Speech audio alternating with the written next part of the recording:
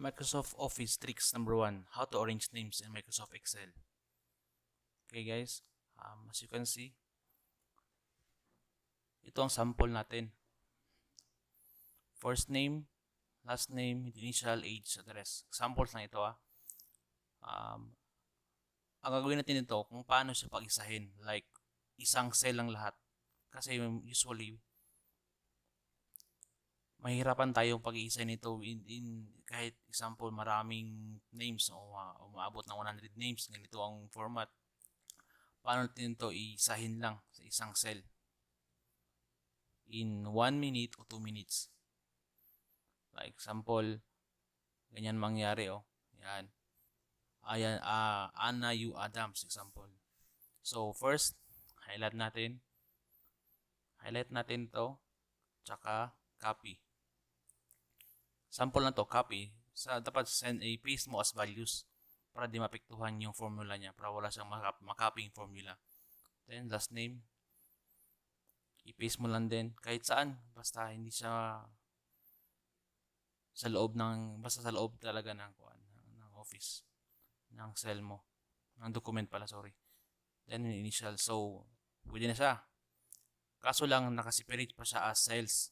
So copy natin, then open tayo ng Microsoft Word.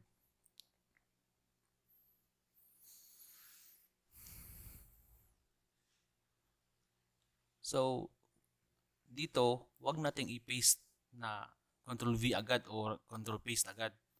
Kasi ang mangyayari, pag i-Ctrl paste mo agad, masasali yung cell. Yan, masasali yung cell. Dapat hindi natin magagawa yung ang gusto natin. Dapat i-paste natin as text. Keep text only.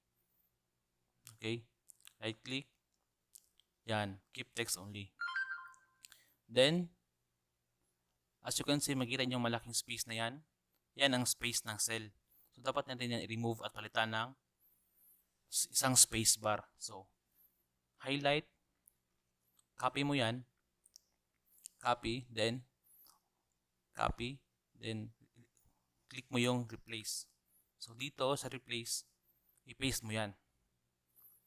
I-paste mong cell space na yan. So, dito, replace with one space bar o isang space bar lang.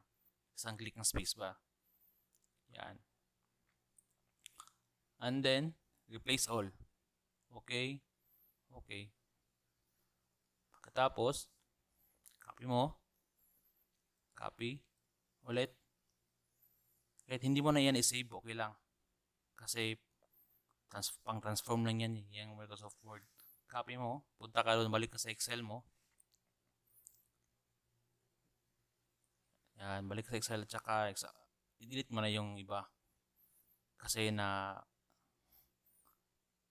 nagawa na natin yung isahin yung isang pangalan niya. So, copy, then paste. Yan, paste. So, yan. Napag-isa na natin ang pangalan na galing kanina na nakahiwalay. So, magagamit natin yan.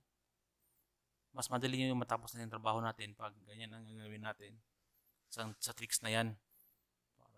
Yung iba kasi na isa-isa nila, buti ng siyam-siyam, lalo na pag umabot ng more or less 200 names o 200 ang iyong i-edit. So, yan lang. Salamat.